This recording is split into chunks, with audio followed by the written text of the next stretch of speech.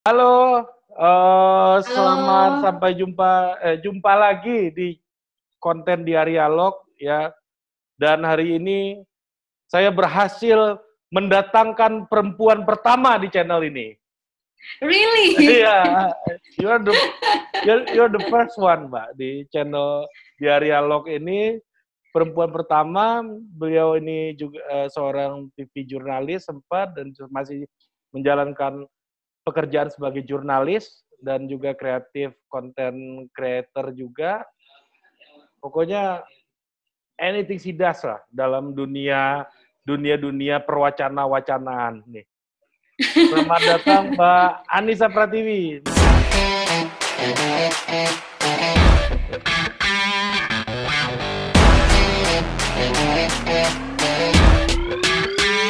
Terima kasih sudah bergabung di Dialog.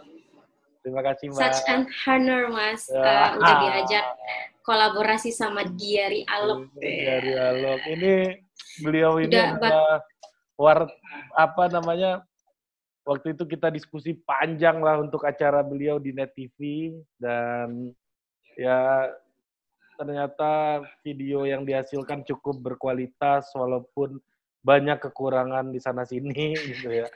Jadi pasti kita harus belajar kekurangan banget. di sana sini dari pihak kaminya gitu. Kita juga, Bang. Jadi terima kasih banyak udah mau bergabung, Mbak. Nah, sekarang ya kalau kita lihat situasi hari ini ya, kita lihat perang di media dengan macam-macam narasi yang yang dari A sampai Z keluarlah, dari yang bahasa Tuhan sampai bahasa setan tuh ada gitu. Kebun Nah, binatang juga keluar. kebun binatang keluar semua gitu ya. Jadi Hmm. apa namanya, sebagai seorang jurnalis gitu ya, Mbak, apa sih perasaannya melihat orang lebih percaya sama yang hal-hal yang tidak kredibel ini dibandingkan dengan tulisan jurnalis yang cover both side, ada etika jurnalismenya terukur segala macam itu, dan sudah ada SOP-SOP-nya gitu. Tapi berita yang ditulis jurnalis itu seringkali kalah dengan provokasi-provokasi yang kita nggak tahu nih kebenarannya dan keabsahan sumbernya dari mana gitu. Nah, gimana perasaan Mbak Anissa sebagai seorang jurnalis melihat fenomena ini? Sebenarnya fenomena ini shiftingnya yang paling aku rasain tuh sejak sosial media marak sih, Bang. Hmm. Dan teman-teman jurnalis lain pasti ngerasain Oh ya, itu. Mbak Anissa juga Jadi, udah jurnalis sebelum sosmed-sosmedan ini ya berarti dulu ya? iya, aku di koran waktu itu, Oh, di Kompas ya koran dulu ya? Kompas, Ya, ya. Terus gila, itu jago belum banget. belum happening banget, Bang. Belum Ah, lah. Kita di Kompas juga waktu itu masih baru mulai running sosial media. Kita buat yang namanya printkompas.co.id gitu. ya. Memang starting dari awal, lalu aku pindah ke televisi. Hmm. Nah, aku berharap akan dapat sesuatu yang berbeda di televisi. Iya, aku dapat sesuatu yang berbeda di dunia broadcasting, tapi secara holding media, mau apapun itu bentuknya, yang konvensional, kebanting dengan yang namanya disruption. Kita Ya. tahu shifting media itu kena banget fenomena disruption ini. Ditambah dengan yang tadi Abang bilang, kalau media Indonesia saat ini justru media-media yang sudah sangat firm, sangat kredibel, yang udah sangat ajak gitu ya di Indonesia, ada Tempo, ada Kompas, ada Jakarta Post, macam-macam banyak banget. Itu bisa dibilang di era sekarang di apa ya, digempur gitu, dihadapi dengan masa-masa di mana orang-orang lebih percaya konten-konten ataupun media-media yang kredibilitasnya itu dipertanyakan. Hmm. Banyak banget pengguna sosial media di Indonesia ini, menurut apa ya, menurut kami teman-teman media itu ada 3. Pertama, generasi baby boomers, lalu generasi millennials yang paling banyak, itu lebih dari 70%, lalu ada generasi Z. Ini generasi adik-adik kita yang sekarang masih kuliah, SMA, nah itu generasi Z. Nah, paling bahaya yang menggunakan sosial media dan tidak bisa memfilter mana yang benar dan tidak, itu adalah generasi baby boomers. Nah, generasi baby boomers ini generasi kakek kita, mama kita gitu. Nah, mereka-mereka ini selalu menganggap apa yang mereka dapat dari sosial media itu adalah fakta yang sebenarnya. Padahal kan tidak seperti itu. Nah, generasi milenial ini yang sangat kritis, dia tahu, oh ini fake news, ini enggak gitu. Nah, yang bahaya ketika ini disebarluaskan. Nah, yang bikin berita-berita ini sangat mudah tersebar, itu adalah reaksi otak kita sih, Bang. Nah, yang kita pahami, teman-teman komunikasi itu bukan beranggapan, menilai bahwa otak kita senang merespon hal-hal yang berbau bombastis, sensasi, kontroversi gitu, dan itu otomatis kerekam dengan cepat. Nah, ini yang bikin konten-konten hoax terus diproduksi di Indonesia dan mudah diterima dengan baik gitu. Dan sedangkan konten-konten yang positif, konten-konten yang baik gitu, itu sangat sulit untuk bisa diterima. Apalagi orang Indonesia nih kan sukanya ini, Bang, sukanya yang fenomenal, berita-berita heboh gitu. Jadi berita-berita yang berisi, punya nilai-nilai news yang baik, itu jarang diklik.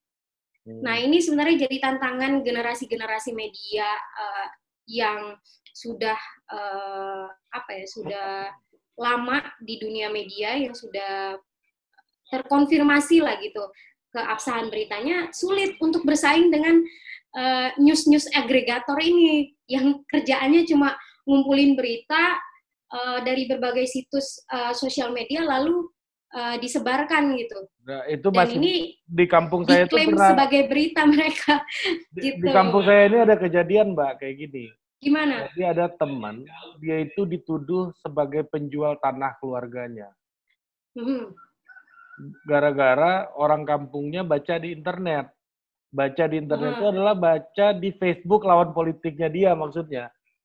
Jadi terus Facebook orang nuduh dia jualan tanah keluarganya gitu kan. Jadi heboh lah gara-gara itu gitu. Nah, gara-gara itu kan. Ya. Padahal itu nggak jelas juga gitu kan. Ya, itu status Facebook orang dikira berita sama orang kampung. Nah, itu. Dan mamaku juga, Kak, mama dapat hadiah. Banyak kan ya penipuan-penipuan kayak gitu. Itu benar, dia dari Facebook. Ya Allah, Facebook itu nggak bisa dipercaya, Ma, gitu kan. Jadi, ya ini yang harus kita edukasi sih, Bang. Orang tua kita, generasi-generasi tante-tante kita, kakek-kakek kita itu emang harus dieduket. Masih perlu nggak mengajarkan mereka gitu loh, pertanyaannya gitu.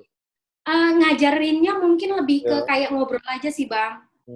Jadi kayak edukasinya lebih nggak kayak kita gini gitu, diskusi head by head gitu loh. Tapi lebih kayak sosialisasi. Jadi apa yang mama dapat di sosial media itu belum tentu benar gitu. Kasih tahu gimana cara ngecek kebenarannya. Paling mudah kalau misalnya aku ajarin ke orang tuaku, ke mama bapakku, padahal bapakku tuh PNS, Bang. Dan menurutku ilmunya oke kok gitu. Tapi tetap aja kemakan yang namanya hoax, kemakan yang namanya berita-berita viral yang nggak jelas gitu. Survei mengatakan PNS paling banyak kena malah. Bener. Terus kerjaannya ya gitu, seneng hal-hal yang heboh. Nah, akhirnya aku bilang, minimal kalau ada yang tidak dipercaya, ataupun ini berita benar apa enggak, tanya orang yang paling dipercaya deh, yang aktif di dunia itu gitu. Jadi sekarang aku kecapek ngebalesin ini hoax atau enggak. Karena orang tua aku nanya terus, ini hoax apa enggak. Ada filter gitu. Ya. Jadi gini, ini kalau mereka ini kan generasi baby boomer ini kan berpikir dengan ala media konvensional ya, menghadapi realitas yang namanya sosial media, yang namanya network society ini gitu kan. Dia kan berpikir dengan cara konvensional kan.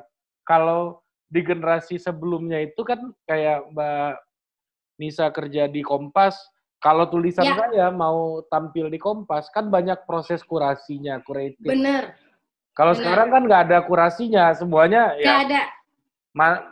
Masuk aja gitu loh. Dimana dan setuju nggak Mbak Nisa bila dikatakan era digital itu sama dengan the death of expertise gitu?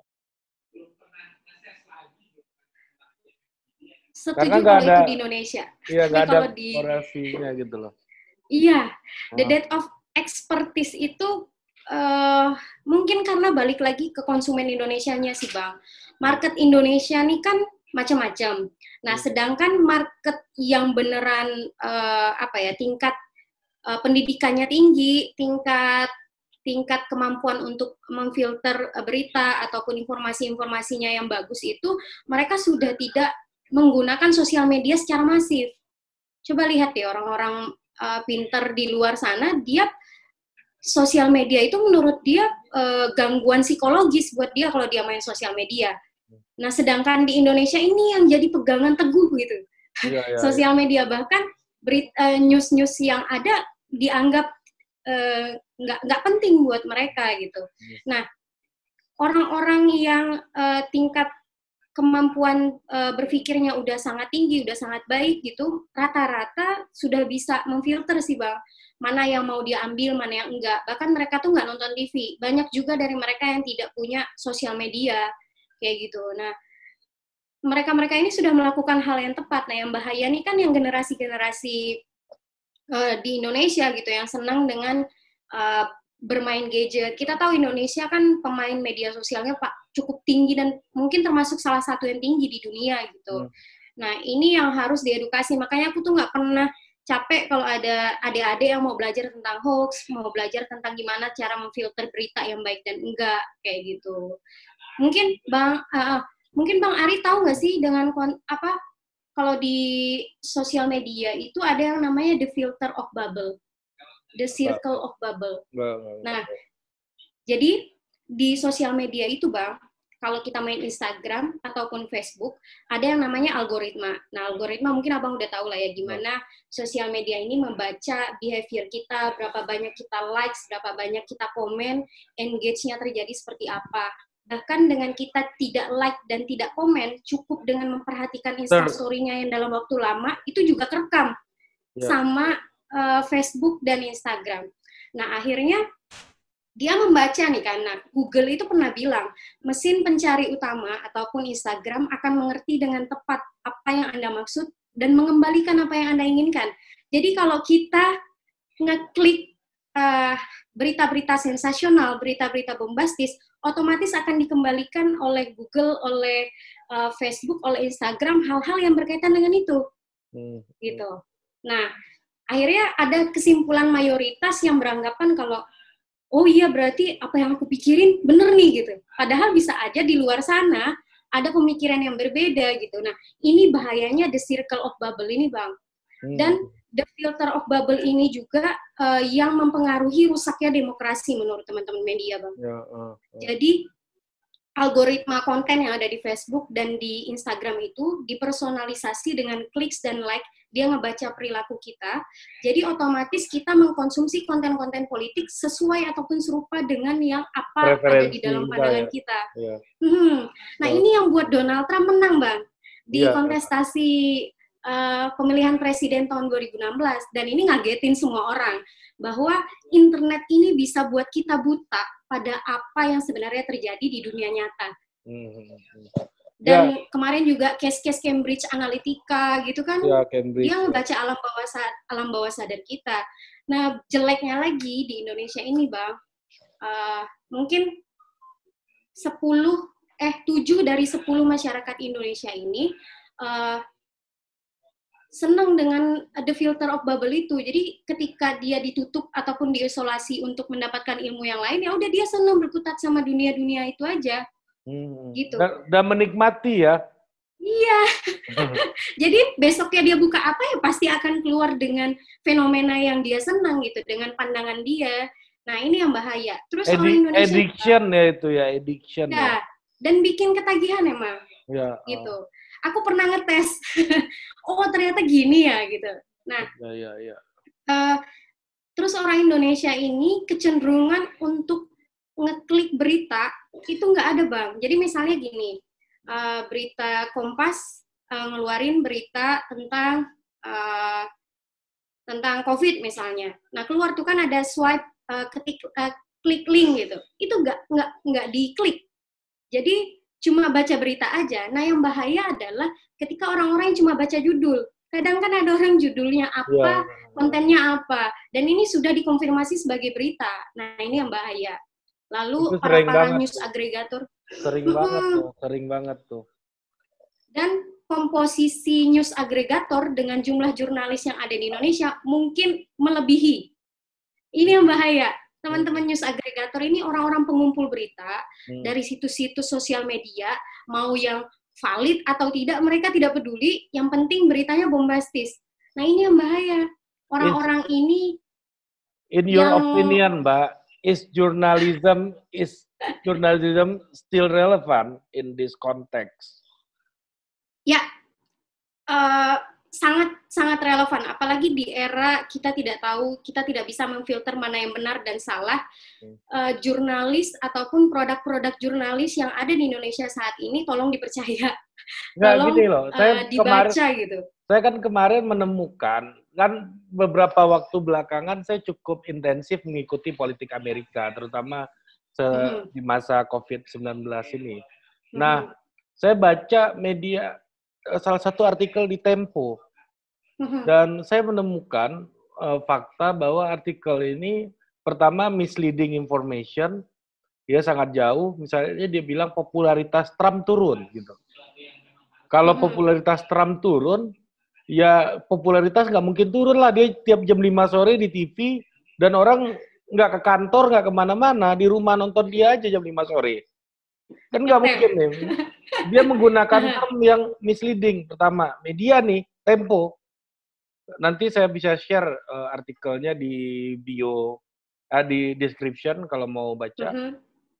Terus yang kedua, dan dia juga, ini media Amerika itu udah jelas-jelas bias. Ada bias liberal, ada liberal bias, ada konservatif bias gitu ya. Diterjemahkan, cuma diterjemahin aja. Nah, jadi saya membaca, nih kok media juga ikut-ikutan kayak begini nih, gitu kan.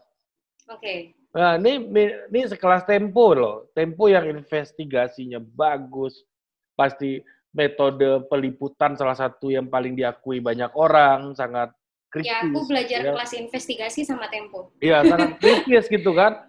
Malah menghasilkan artikel yang menurut saya artikel yang misleading dan bias dan banyak informasi yang tidak lengkap juga gitu loh. Nah, kenapa ya media malah jadi ikut-ikutan juga hari ini gitu loh, di dalam apa yang Mbak Anissa ceritakan dari awal gitu. Media ini juga terbagi sebenarnya, Bang. Ada yang kafah gitu ya, pada jalan kebenaran yang dia pegang. Ada yang belok dikit gitu. Ada yang kong kali kong gitu kan. Dengan para pemain politik di sana gitu. Nah, memang jurnalis-jurnalis yang kritis, jurnalis-jurnalis yang cerdas, jurnalis-jurnalis yang bisa menghadirkan kebenaran fakta sesuai dengan nuraninya, itu sulit. Di Indonesia mungkin mulai tergerus.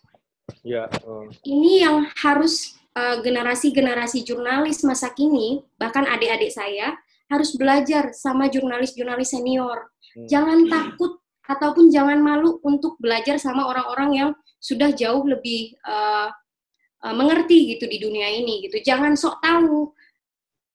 Kebanyakan memang teman-teman adik-adik jurnalis di bawah saya gitu, angkatan adik-adik itu cerdas banget. Nah, mereka kerjanya cepat. Terus konfirmasi berita tuh sekali baca langsung bisa buat konten gitu. Nah, kadang ada hal-hal yang miss gitu, yang lupa untuk mereka lakukan verifikasi di lapangan seperti apa, konfirmasi faktanya gimana. Nah, ini yang sedang dialami sama teman-teman jurnalis muda yang ada di Indonesia sih, Bang. Gitu. Aku yakin yang buat itu pasti teman-teman jurnalis yang mungkin baru atau dia mengejar target biasanya. Gitu ya. Saya paham betul teman-teman jurnalis itu kerjanya bukan dia bukan nggak mau in-depth, Bang, bukan nggak mau, tapi misalnya sehari dia harus buat 5 artikel, sehari dia harus liputan ke 5 tempat. Ini gimana dia mengkonfirmasi informasi gitu. Sedangkan waktu yang dia lakukan untuk memproduksi sebuah karya jurnalistik nggak cukup. Iya, iya, gitu. iya. That's why media-media berita besar yang ada di Indonesia itu komposisi jurnalisnya banyak banget. Bukan untuk sombong-sombongan kita jurnalisnya banyak, enggak. Untuk membagi-bagi itu, Bang. Tugas kita tuh banyak sebenarnya. Untuk dapat Ngejar satu itu fakta, ya. kita harus konfirmasi itu, verifikasinya panjang. Nah, ini yang lagi dialami sama teman-teman media di era masa kini. Ditambah lagi, Bang, dengan shifting tadi, media-media sekarang itu industrinya bertempur Iya. dengan media-media konten kreator yang teman-teman buat nggak nyampe sehari udah jadi gitu. Lalu nggak perlu verifikasi panjang-panjang udah jadi, tapi peminatnya banyak. Nah, pengiklan seneng ke sana gitu. Nah, sedangkan kita yang verifikasinya dalam, lalu untuk buat karya liputannya itu berminggu-minggu, riset di lapangan seperti apa, tapi viewersnya sedikit. Nah, ini yang jadi si malakama dunia media saat ini gitu. Memang challenge sih. Aku yakin industri media manapun sekarang lagi mengalami masa itu gitu, termasuk sekolah lamaku gitu. Sekolah lama mana nih di NET? Iya. Itu bosnya udah jadi menteri. Iya. Targetnya udah achieve itu media. Bosnya udah jadi menteri kan. Nah itu satu lagi. Kita kan nggak tahu ya agenda politik apa yang diinginkan oleh para pemilik media gitu. Nah kita teman-teman jurnalis hanya bisa berpegang teguh sama keyakinan kita di lapangan, Bang. Karena kita kan nggak bisa dipungkiri kita juga bekerja untuk media itu. Bahkan ketika kita ingin berbeda pendapat dengan positioning media kita apa, itu di rapat redaksi bisa tidak dipakai. Itu sering banget ya terjadi berarti. Banget. Jadi nurani kita sama keinginan industri media itu sering bertolak belakang. Aku yakin banyak banget teman-teman jurnalis yang kok gue disuruh liputan ini padahal gue nggak mau, kayak gitu. Mau gimana lagi gitu. Kita bekerja, kita butuh uang gitu, tapi di sisi lain kita adalah jurnalis, profesi yang dilindungi oleh undang-undang gitu. Tapi di sisi lain kita juga budak kapitalis. Ini agak dilematis ya. Iya. Dilematis banget ya. Iya. Antara nah, akhirnya antara politisi dan pengusaha, kita di tengah-tengahnya nih gitu. Ya, benar. Nah, akhirnya banyak teman-teman jurnalis yang idealis gitu, yang tadi aku bilang yang kafah pada jalannya gitu, dia memegang teguh pada kebenaran. Mereka buat media sendiri. Ya, itu. Iya. Saya mau nanya itu tadi barusan tuh. Akhirnya bikin media-media sendiri ya. Iya. Gimana, Mbak? Kenapa, Bang? Gimana? Akhirnya mereka bikin media-media sendiri. Iya. Dan Mbak Anissa ngelihat nggak growth-nya kayak apa sekarang? Ya, kita nggak usah jauh-jauh ya ngomongin ada Mbak Nana dengan narasi TV-nya. Lalu ada Asumsi. Lalu ada... Pange itu bukannya rapper. Dia, kalau aku lihat dia emang lebih suka yang in-depth, suka yang kalau di berita tuh dia sering megang program gitu, jarang yang daily news gitu. Nah, dia Pangeran Sihaan kan host sepak bola. Iya, dulu dia di koran bola nggak sih kalau nggak salah. Itu deh. Itu bercanda saya sama Pange tuh. Udah lah, Nge, lu ngomong-ngomongin politik, lu kan host sepak bola. Tapi aku senang sih ada anak-anak muda yang bisa ngambil posisi mereka gitu untuk berani bersuara. Ini yang harusnya kita dukung gitu. Jangan teman-teman kita yang seperti ini justru kita bully. Nah, ini yang harus kita rangkul. Ini apakah Mbak Anissa keluar dari net juga salah satu sebabnya itu juga atau gimana? Nah, maksudnya jangan net deh. Maksudnya dari industri media ya. Kan sekarang udah nggak di industri media day to day lagi gitu kan, dulu di Kompas di mana-mana, harusnya kan keluar dari net bisa ke industri media lagi gitu loh maksudnya. Tapi nggak jalan itu yang Mbak Anissa ambil gitu ya. Menurut Mbak Anissa gimana? Apakah mencoba berbelok shifting juga? Apakah melihat situasi itu atau karena bosan aja atau kayak karena apa sih gitu? Kalau aku sebenarnya ngelihat peluang apa yang ada di depan. Jadi mungkin generasi-generasi baby boomers, senior-senior saya, jurnalis yang sudah puluhan tahun di dunia jurnalis, ketika itu dia tidak menemukan media-media mainstream saat ini yang sedang berkembang. Mungkin mereka ingin menyuarakan apa yang mereka bisa lakukan hanya sebatas di buku, Bang. Atau di tulisan-tulisan artikel mereka. Nah, tapi di dunia sekarang kan kita sangat media mainstream banyak yang bisa kita pakai. Lalu orang sudah sangat bisa memilih gitu media mana yang mau dia konsumsi seperti itu. Nah, peluang-peluang ini yang sebenarnya harus dimanfaatkan oleh generasi saat ini gitu, dan termasuk Bang Ari nih yang udah tahu celahnya akhirnya bermain di sana. Saya gitu. nggak pernah, saya bukan jurnalis, makanya saya nanya Mbak Anissa gitu. Ya mungkin agar bisa lebih bebas bersuara sih. Ketika aku senang ketika banyak nih sekarang media-media kecil bermunculan gitu, dan para pendirinya juga mantan-mantan jurnalis hebat-hebat.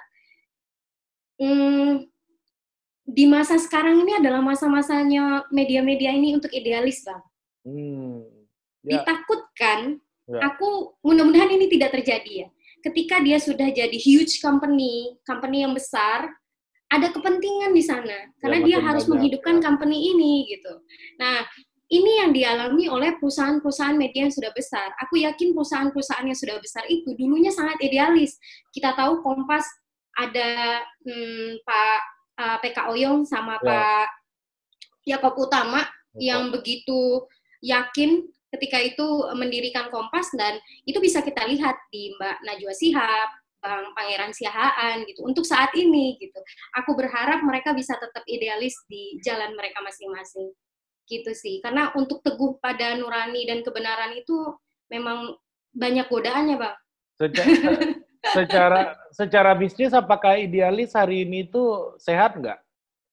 Kalau dulu kan nggak. Kalau hari ini gimana? Kalau dulu idealis kan, secara bisnis? Ya. Apa? Biar dialog. Ya, lewat aja, santai aja, bro. Ini ada kawan. Ini adanya kalau total politik kan lebih ini. Serius ya? Serius. Prosedural. Prosedural. Kalau ini kan santai.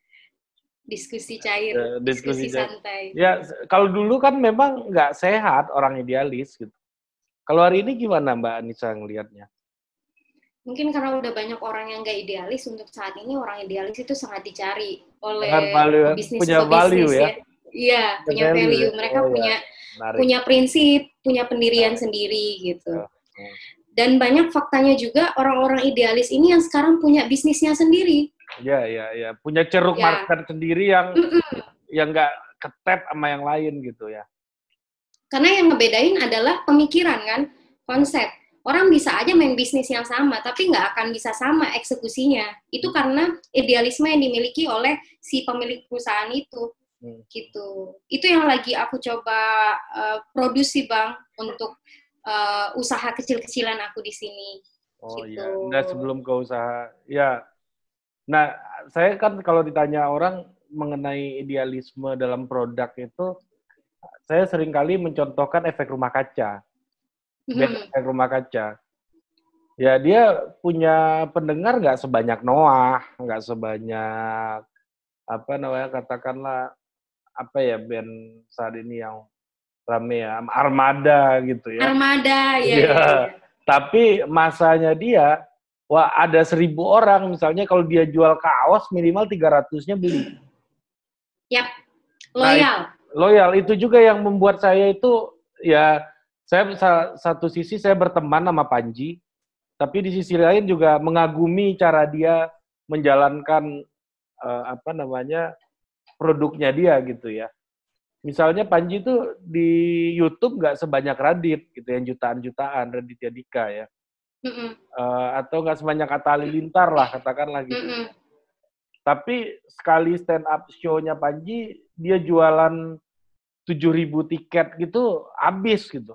Yang harga tiketnya 500 ribuan, sejutaan gitu, habis. Setara dengan artis-artis luar kan harganya gitu.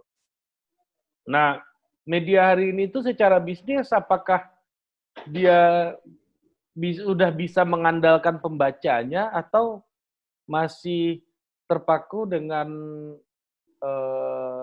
built-in iklan dan cara mencari Sponsor. revenue yang konvensional gitu. Kita sebutlah asumsi media yang baru, terus narasi media baru, tapi revenue stream-nya masih cara lama, atau seperti apa yang Mbak Anissa lihat?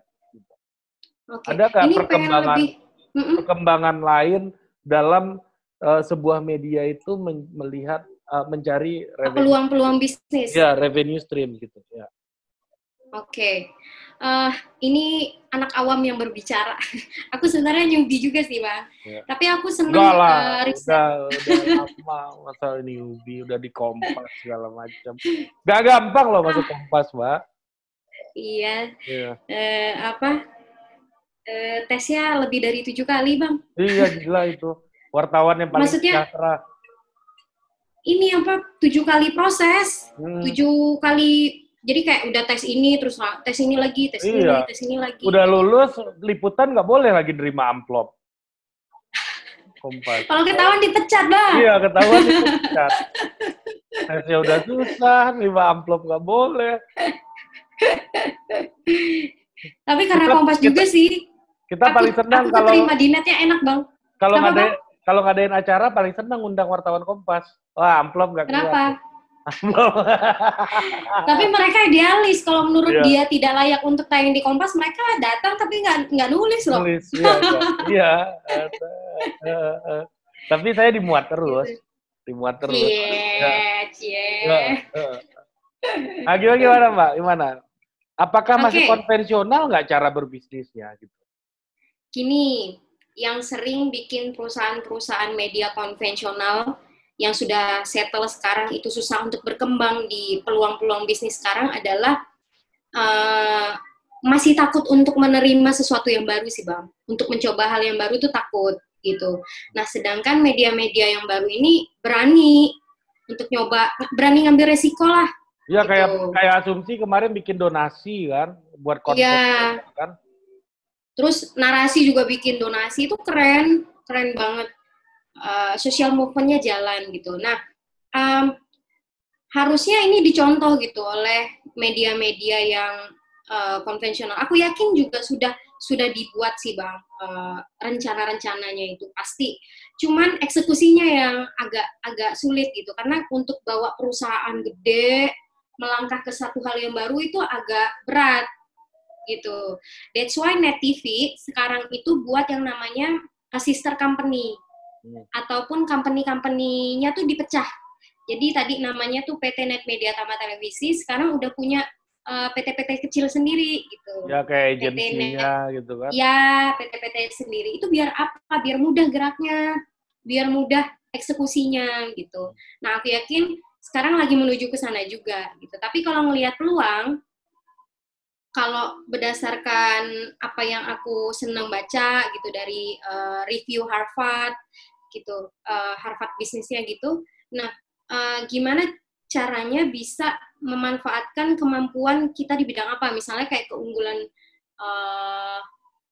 aku di konten. Ya udah, ketika misalnya aku buat konten, media konten, memang aku bangun mediaku sendiri. Tapi di sisi lain kalau bisa kita nge-produce konten-konten perusahaan-perusahaan lain yang butuh konten sesuai dengan value mereka gitu. Nah, ini yang harusnya dimainkan. Jadi sesimpel ini deh, Bang. Tokopedia sekarang udah punya Tokopedia Entertainment. Dia udah buat film sendiri. Bukalapak juga udah buat film sendiri. Gitu. Nah, aku berharap sekolah-sekolah lama punya dia buat yang namanya I.O. sendiri. Punya punya kalau bisa punya e-commerce sendiri gitu. Kenapa enggak gitu. Kalau misalnya bisa dimonetizing nih bisnisnya dengan bisnis-bisnis yang lagi growth sekarang. Itu mungkin RCTI Plus itu kan dari situ juga kali ya? Iya. Nah, bahkan kita bisa ngelihat juga Trans TV. Pak Khairul Tanjung sekarang jadi orang pertama terkaya di Indonesia. Karena apa? Karena CT Corp-nya itu berkembang sangat pesat ngikutin peluang bisnis yang ada saat ini. Gitu. Dia menguasai mall. Dia nggak buat mall kayak yang Pakuwon buat, kayak Ciputra buat gitu. Dia buat Transmart dengan konsep ada hiburan di sana, ada park kayak Dufan gitu kan. Lalu kita bisa one stop shopping di sana, bisa makan juga di sana, tapi ukuran mallnya itu nggak huge, nggak gede gitu. Dia tahu pasar mereka sejauh apa gitu. Bahkan kalau di Bali dia gedein tuh konsep kayak Trans Studionya, karena tahu Bali itu pasarnya wisata gitu. Dia sangat jeli gitu melihat peluang di daerah masing-masing. Jadi kalau abang ke Transmart Pontianak, Transmart di Surabaya, Transmart di Bali, sama Transmart yang ada di daerah itu beda-beda. Dia tidak nyamain, jadi dia sangat dinamis lah, ngikutin perkembangan yang ada di daerah itu. Nah itu yang keren menurutku. Akhirnya Trans TV sekarang cuma jadi hub untuk semua bisnisnya masuk di sana. Itu yang ajaib gitu menurutku. Dan kalau abang bisa ngelihat majalah, dulu ada yang namanya majalah Monopol. Sekarang masih happening sih. Kita tahu Monopol itu kan dia nge-produce berita, nge-produce konten dalam banget, terus risetnya bagus gitu. Nah sekarang Monopol udah buat toko, udah mau ngikut Amazon gitu. Nah ini yang harusnya dicontoh oleh media-media Indonesia gitu. Dia harus punya platformnya sendiri, punya produknya sendiri. Akhirnya si media ini cuma jadi hub untuk semua bisnisnya bergerak. Gitu. Ya, menarik nih, menarik. Ya berarti. Jadi nanti misal Total Politik mau kayak gimana gitu, atau Dialog Ari pengen ngembangin kemana ya? Kalau di Dialog ini ya buat narsisnya Ari Putra aja, ini mamerin teman-temannya keren-keren. Alah, Bang Ari nih saja. Gitu, Bang. Ya. Kalau ya ini kan kita lihat asumsi kemarin dia bikin donasi buat konten ya, donasi konten nih, bukan donasi COVID. Nah terus narasi itu dia bikin apps juga, terus Net TV bikin Zulu ya, Zulu. Ya, Zulu.id. Ya, Zulu. Kumparan juga ada sahamnya Net TV deh kalau nggak salah, nggak tahu kalau sekarang.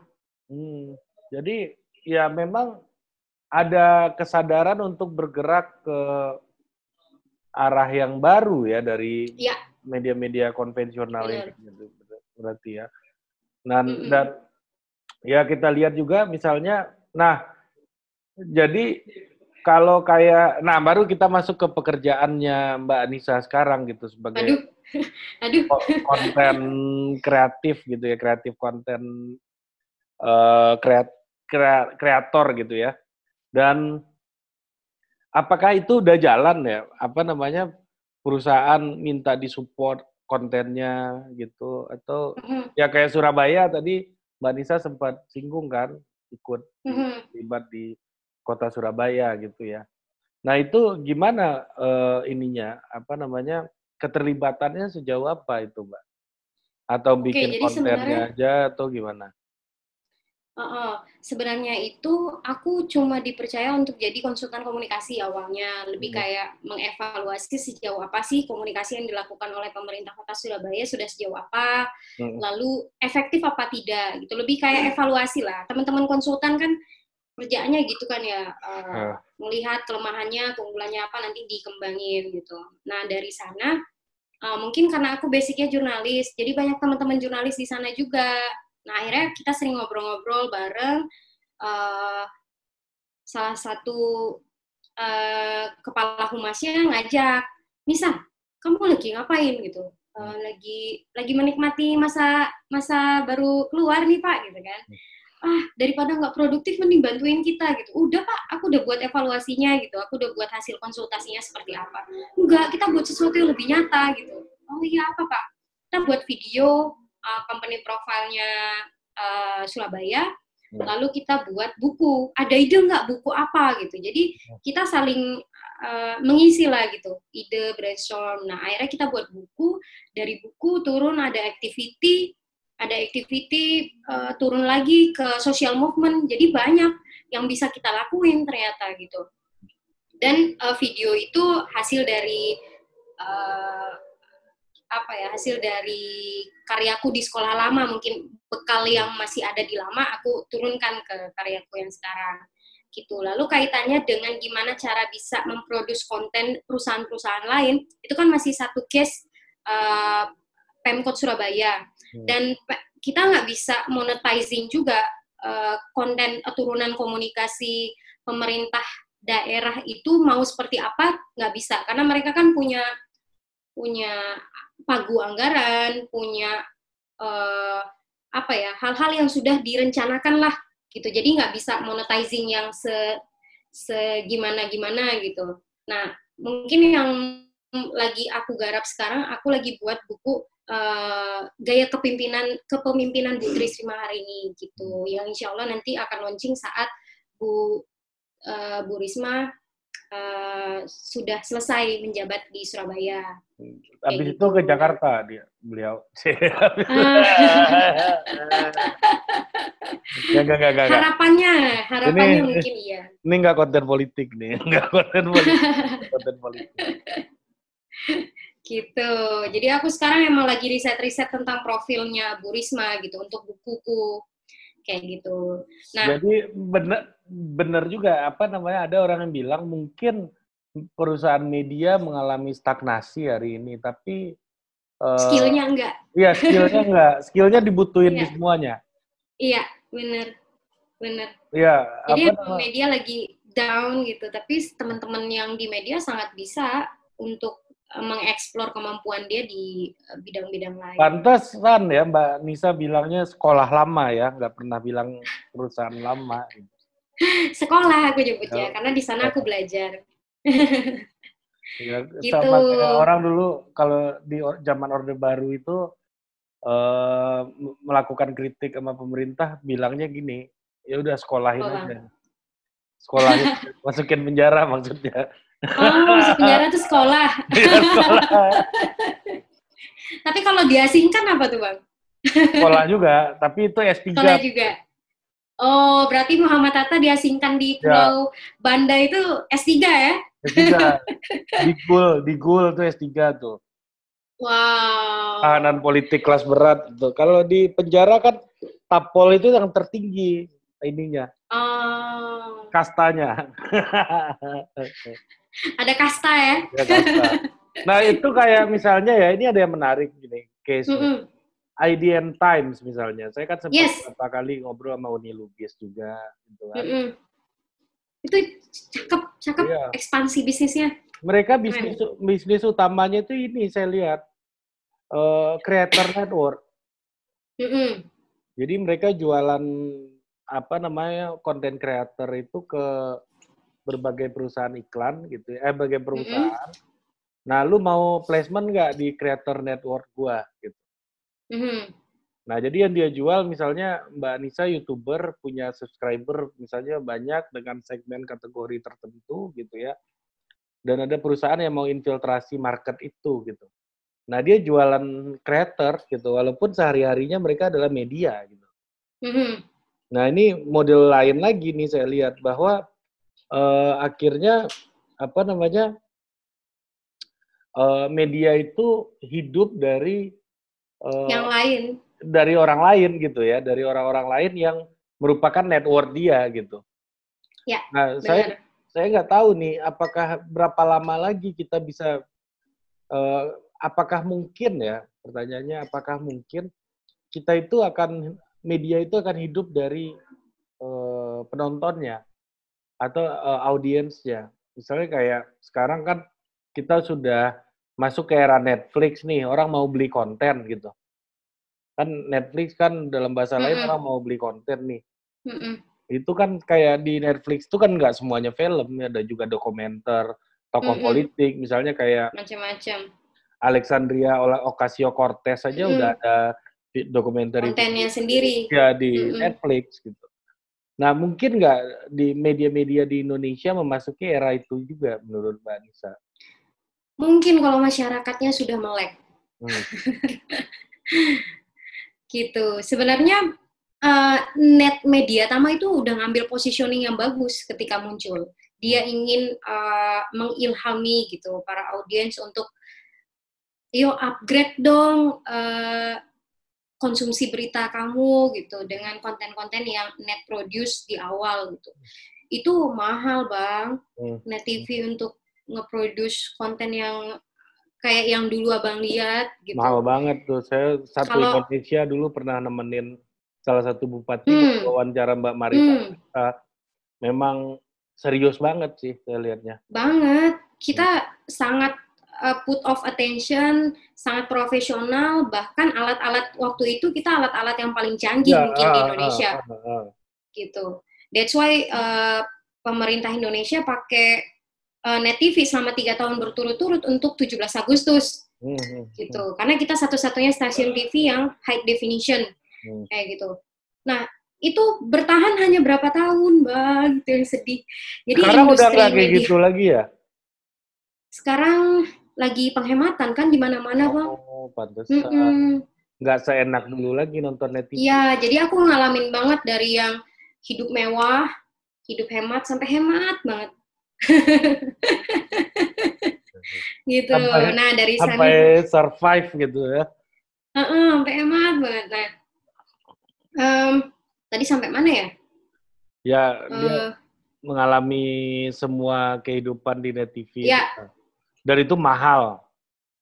Mereka udah meninggalkan itu. Kalau nggak salah nih ya, Bang. Kalau nggak salah. Ini biasa anak-anak media gitu kan, di kantor lama. Kantor kita tuh kalau sekolah lama, kalau kantor kita tuh kalau produksi ya, kalau dibayangkan, dianalogikan, itu sama dengan 1 Jaguar sehari. Bakar 1 Jaguar sehari. Itu all production. Gila, mahal banget. Tapi penontonnya sedih gitu. Ya. Apalagi kita pakai ratingnya Nielsen. Nielsen itu ratingnya ya emang TV-TV yang tahu kan yang lalala ye gitu, yang disenengin gitu. Indosiar tuh, dangdut tuh. Tontonan mak gue tiap malam tuh. Nah itu, nggak perlu capek-capek. Buat yang keren, udah duitnya datang. Undang nah, itu aja yang jadi ini kan, yang lenje-lenje 10 orang suruh ngoceh depan situ kan. Iya. Selesai. Sulit sih. Nah, mungkin di negara-negara luar kayak Netflix bisa berkembang seperti itu karena masyarakatnya sudah melek, butuh konten yang berisi, butuh konten hiburan tapi yang beneran gitu. Tapi udah mulai nggak sih sekarang menurut Mbak Nisa? Mulai, Bang. Aku yakin industri kreatif itu berkembang. Nah, aku berharap pemerintah sekarang itu sangat sangat aware gitu dengan industri kreatif. Nah, kan kita para pekerja kreatif nggak bisa gerak sendiri, harus butuh support dari pemerintahnya. Supportnya kayak apa misalnya, Mbak? Ini deh, Bang. Aku pengen cerita tentang keberhasilan Korea, kenapa bisa jadi kiblat entertainment di Asia bahkan dunia saat ini gitu. Padahal nggak ada Ka'bah di sana ya. Iya. Jadi abang kalau dengar Korea itu filmnya bagus, dunia musiknya bagus, pokok industri entertainment itu hidup banget di sana. Saya penggemar Korea, Mbak, penggemar Korea. Tapi Korea Utara. yang ini ya, yang nembak menterinya ya. Ya ini habis operasi jantung. Gitu. Jadi beberapa tahun belakangan Korea itu menyisihkan anggaran daerahnya, anggaran negaranya untuk para pekerja kreatif ataupun para dokter sekolah di Amerika. Kita tahu kiblat film, kiblat entertainment kita tuh ada di LA, di Hollywood gitu kan, di Amerika. Mereka sekolahin semua orang-orang keren, jadi kayak orang-orang Mas Riri Riza, Mira Lesmana, itu disekolahin semua di sana, itu free. Gitu. Akhirnya mereka pulang, mereka bangun ekosistem itu. Gitu. Dan hasilnya memang nggak abrakadabra, Bang. Dia ngirim itu udah puluhan tahun yang lalu, dan hasilnya baru mereka raih itu sekarang. Dan mereka juga, show-nya kayak Blackpink itu merajai banget di Amerika merajai sekarang. Banget. Iya. Gak usah jauh-jauh. Film Parasite 4 Oscar kan diraih sama Parasite gitu. Ya. Itu kan sama kayak memukul telak sutradara-sutradara Hollywood gitu. Karena mindset kita orang-orang film, orang-orang kreatif, ya selama ini mindsetnya Hollywood gitu. Tapi kita udah punya kiblat lain nih. Kalau mau belajar film, mau belajar produce konten, kita belajar sama Korea sekarang. Ya. Nah itu Internetnya juga bagus di sana, internet. banget, internetnya gratis. Ya, kita bisa upload lebih cepat di sini, di sana. Iya. Di sini upload video total politik aja, ini anak-anak mesti bikinin di komputer tulisan jangan dimatikan lagi upload. Belum lagi bandwidth kita harus beli sebegitu sulitnya gitu kan. Nah sedangkan Google sekarang udah ekspansi ngasih bandwidth gratis ke startup yang dia mau gitu kan. Ya emang telat, tapi ya gimana, kita akan coba berusaha. Selama kita masih jadi followers ya susah sih Bang. Tapi berarti Mbak Nisa juga ikut di dalam business development juga ya sekarang? Iya, sekarang aku jadi kayak misalnya Bank Jatim, kan aku di Surabaya nih Bang, jadi yang mainnya... Ini lagi di Surabaya sekarang? Iya. Oh, nggak tinggal di Jakarta lagi? Enggak, aku stay di Surabaya. Udah pindah dari kapan? 7 bulan yang lalu. Oh, memang udah stay di Surabaya, kirain pulang balik. Iya. Ya, makanya aku fokus ke Pemkot gitu, aku fokus ke UMKM yang ada di sini. Pantesan saya nyebutin nama orang-orang tak kenal semua ya, udah stay di sana ya, kenal semua. Oh iya ya, tadi abang nyebut Pak Fixer gitu-gitu ya. Udah stay situ. Iya, aku udah di Surabaya sekarang, karena suami juga pindah ke sini. Oh gitu, oke. Berarti ini gitu. Menarik banget tuh ngelihatnya perkembangan ekosistemnya di daerah juga kan sebenarnya. Yes. Lalu kan Surabaya ini kan emang kiblatnya Jakarta kalau dunia kreatif gitu. Nah, ini jadi ceruk ataupun peluang aku Bang. Karena kalau di Jakarta kan pemainnya sudah banyak banget.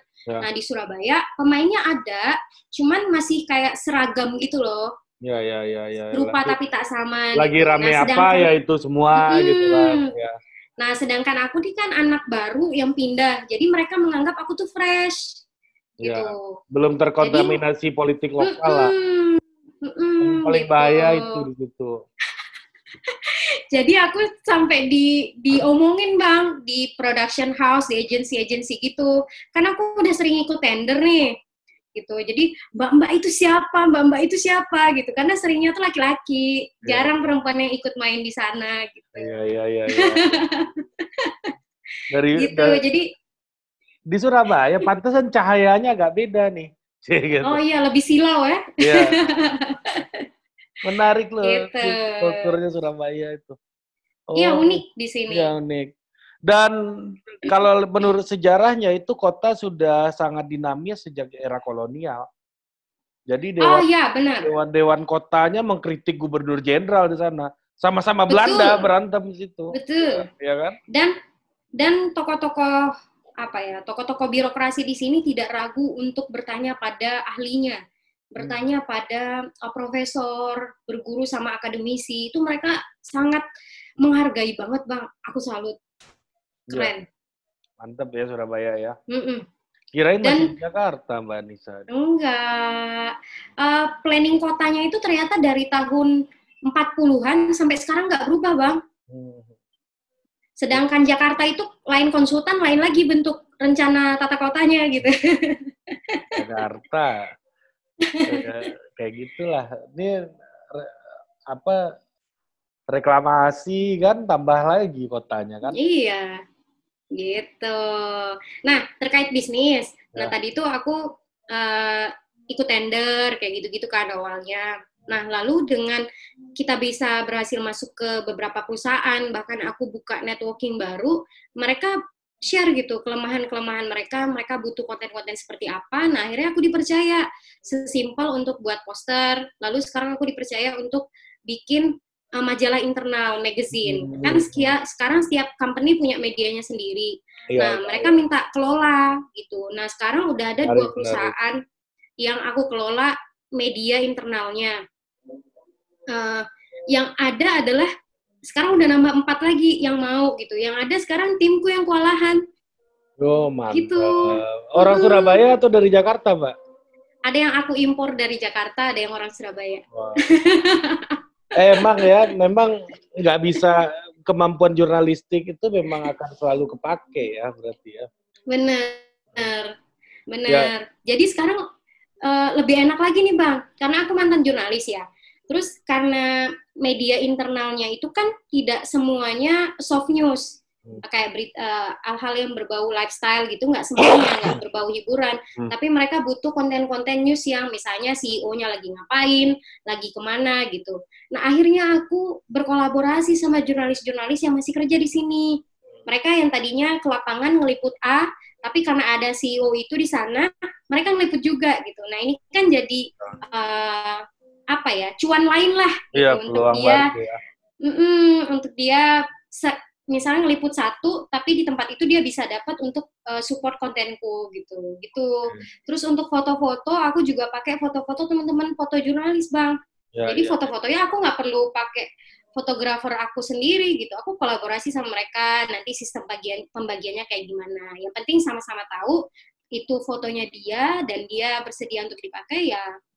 Jadi kayak win-win solution gitu. Nah senangnya perusahaan-perusahaan ngerasa newsy nih media internalnya gitu, ada newsnya, ada konten hiburannya gitu. Nah ini yang masih aku kawal dan belum bisa dilepas sih Bang. Approach-nya sangat kolaboratif ya berarti ya Mbak ya? Iya, gitu. Oke Mbak Nisa. Memfasilitasi perusahaan-perusahaan yang butuh untuk evolve konten-konten mereka. Nah, kita support di sana. Kalau saya sih apa ya, di luar kerja politik ini masih agak ragu saya memulainya. Karena bisa lah. Di politik tuh menarik. Saya pernah kemarin tuh bikin TV masak. Bikin TV masak, terus? Tapi ngelihat syuting 2 jam gitu kan ngantuk gitu. Habis dia masak kita tinggal cicipin makan gitu kan. Wah, apa namanya, nggak terpacu gitu loh adrenalin kalau di luar politik gitu loh Pak. Memang karena default-nya kayak gitu ya, default dari awal. Kalau saranku buat Bang Ari sama teman-teman, kalau mau ya kalian main di ceruk politik aja. Banyak kok orang-orang yang ingin terjun ke panggung politik tapi nggak tahu gimana caranya. Nah, kalian bisa educate di sana. Total Politik ke situ arah bisnisnya. Bisnis model Total Politik, kita akan bikin learning platform. Nah, isinya itu orang-orang yang expert di bidang politik yang dalam kata kutip praktis ya, bukan yang akademis ya. Yang praktis, misalnya kayak nanti itu bakal kayak master class gitu loh. I see. Jadi ini yang kita lakukan hari ini itu cuma nyari exposure dulu aja. Sebelum produk benerannya kita launch. Gitu. Ya produk benerannya itu satu, kedua gini. Saya ini kan udah bantuin banyak politisi ya. Anggota DPR, bupati, wali kota, gubernur segala macam sampai pimpinan-pimpinan tinggi negara lah. Masalah paling utama mungkin di industri lain juga sama. Mungkin tempat Mbak Nisa juga merasakan gitu ya, mencari human resources yang qualified, iya, sulit, sulit banget. Orang yang bisa desain ada ribuan, tapi yang taste-nya bisa sesuai sama saya paling 2-3 orang lah selama ini. Ini kebetulan di kantor dapat orang yang taste-nya itu sama banget, dan saya bajak dari staff-nya klien yang lama. Ini orang oke juga, dulu ikut gua aja, ngapain lu ikut dia gitu kan. Nah, itu Total Politik dia semua yang desain visualnya, kalau Mbak Nisa lihat ya. Cakep tuh Bang. Visualnya. Konsepnya. Dia semua itu. Dan ya apa namanya, ini buat nyari exposure dan karena kesulitannya kita nyari orang kayak gitu, dan itu juga saya alami. Misalnya saya bantuin nih anggota DPRD DKI salah satu lah. Nanya, cariin dong gue orang yang bisa bantuin gue untuk kerja begini. Kerja politik itu kan orang punya skill tersendiri, dia harus sensitif dengan isu politik, apa yang lagi happening, punya perspektif, punya ideologi bahkan, ya. Kalau di pekerjaan lain kan kalau masuk media punya ideologi malah nilai minus gitu. Kalau di sini lu punya keberpihakan tuh malah jadi penting gitu kan. Point of interest lah. Ya, interest gitu. Dan bahkan punya cita-cita politik sekalipun, Mestinya itu, kalau orang punya cita-cita politik kan, bantuin politisi yang udah jadi kan lebih passionate. Ini suatu hari Yes, gue akan betul. sampai ke sini nih. Kalau Yes. di perusahaan lain, kalau punya cita-cita politik harus keluar kan? Iya kan? Lu kalau mau Bener, di maju depak. jelek, keluar. Kalau ini kan Di depak. rule of the game-nya sangat unik gitu loh ya, Mbak. Ya, bener. Dan jadi saya lagi ngumpulin orang-orang yang qualified juga, mungkin modelnya kayak LinkedIn, tapi khusus untuk politician. Politik. Ya, jadi ada 2 bisnis model utamanya gitu. Yang pertama itu model LinkedIn gitu ya, yang bisa nulis, bisa bikin policy brief, bisa macam-macam, bisa bikin rilis. Rilis di politik itu skill-nya beda loh sama corporate loh. Saya pernah bikinin rilis buat corporate juga gitu kan. Kalau di politik itu satu kata aja meaning-nya beda gitu. Misalnya ditanyain, apakah Bapak akan mencalonkan diri sebagai gubernur DKI? Ya, saya belum mau bicara di luar kerjaan saya hari ini. Nah, gitu kan. Ada gitu, bukan tidak, tapi belum. Jadi kalau bilang tidak, besok bisa diserang orang. Kemarin lu bilang enggak, gitu kan. Nah, jadi harus ada kata-kata yang maknanya itu bersayap gitu, dan itu benar-benar kita pahami gitu, bikin rilis kayak bias gitu. Ya, bias. Iya, bersayap dan meaningnya ngambang aja. Dan kalau di promo lain kan kayak corporate, kita nggak boleh ngambang. Nggak, malah merugikan publikasi kan ketika corporate itu kan harus straight to the point kan. Produknya ini, keunggulannya ini, ininya ini gitu kan, tujuannya ini. Nah, kalau di politik malah ada istilah kita itu kopling gantung. Nah, jadi kita bikin kopling gantung kayak gitu. Kalau orang Sunda bilang tengkep. Kopling tengkep. Iya. Jadi banyak kopling gantungnya kalau di politik. Nah, ini orang-orang yang mampu untuk bermain, dan misalnya kayak saya ya, saya bantuin salah satu petinggi negara setahun kemarin. Setahun. Wow. Salah satu petinggi negara. Plat mobilnya RI 1 sampai sekian lah, pokoknya. Wow. Jadi dia ngapain tuh, Bang? Ya kemarin mau cawapres tapi nggak jadi. Nah, nah tapi apa namanya? Kita itu udah nyampe rumah jam 12 malam, dipanggil balik lagi ke daerah SCBD dari Bintaro. Kenapa? Ada yang belum diomongin. Dan nyampe situ ternyata ngobrolnya cuma 5 menit. Nah, ada skill daya tahan kayak begitu yang orang juga butuhkan untuk kerja di industri politik. Saya udah nyebutnya sebagai industri politik. Ya, nah, karena apa? Kalau kita nggak nyebutnya sebagai industri, orang cari untung, ya, tapi nggak mau dibilang untung gitu. Kalau saya nggak bilang ngerti. Ya, ngerti. Udah lu cari untung, bilang aja cari untung udah. Iya. Jangan malu-malu gitu, biar fair aja gitu. Iya. Jadi rule of the game-nya jadi jelas. Lu untung berapa, ambil berapa, itu jelas. Kalau di kayak kemarin, politik bukan industri, ini pengabdian segala macam. Tapi ngambil untungnya makin nggak jelas jadinya gitu. Benar. Tugas kita di politik ini hari ini harus bikin semuanya lebih transparan, lebih jelas, lebih fair aja gitu loh. Iya.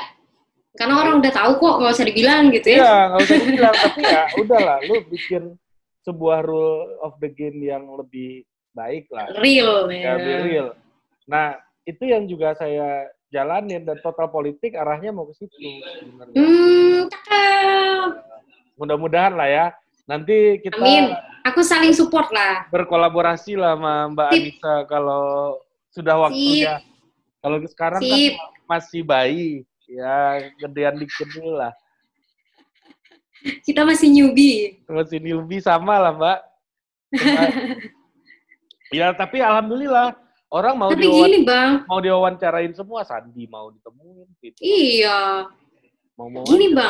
Gini deh Bang, aku tuh cuma berpikir gini, sekarang aku udah nggak waktunya untuk ngedeketin orang-orang penting yang di era sekarang gitu.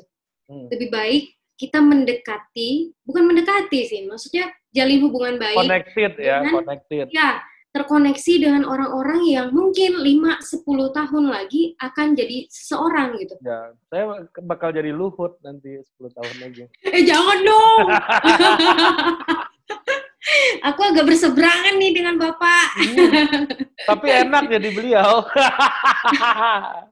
Masa kita berjuang terus, Mbak? Aku kesel, di Kalimantan tuh isinya punyanya beliau terus. Iyalah. Gokil itu. Oke, Mbak Anissa, maaf udah mengganggu waktunya. Sama-sama. Dan menarik sekali, dan saya sangat terkejut ternyata Mbak Anissa sudah di Surabaya. Surabaya. Dan sulit sekali ditemuin ternyata kalau di Jakarta pastinya. Dan macet, buat teman-teman di Surabaya, kalau ada perlu yang mau kolaborasi apa yang bisa dikerjakan, silakan kontak Mbak Anissa. Apa Instagramnya, Mbak? @anizaza. Nah, itu. Saya menyebutnya susah, walaupun udah follow lama. Nyebutnya karena susah. Itu inisial aku sih, Bang, waktu di koran. Jadi ya sudah, sampai sekarang. Oke, Mbak. Makasih. Salam untuk keluarga. Semoga sama-sama makin bahagia. Apa nama company-nya Mbak Anissa sekarang? Z Production. Tapi kalau Instagramnya itu spacez.id. Spacez.id. Oh, Spacez. Oke, namanya keren banget tuh. Followersnya masih dikit, Bang. Sangat tidak Surabaya namanya. Oh iya, buat teman-teman yang mau belajar tentang dunia kreatif, dunia jurnalistik, aku punya kelas gratis. Dan itu mantap. Tiap minggu kelas online gitu. Iya, sering saya lihat di Instagram. Mantap. Gitu. Oke, Mbak Anissa, makasih banyak ya. Sampai jumpa lagi sama-sama. Di kesempatan yang lain. Semoga ada waktunya kita berkolaborasi nanti ya. Amin. Someday. Ya.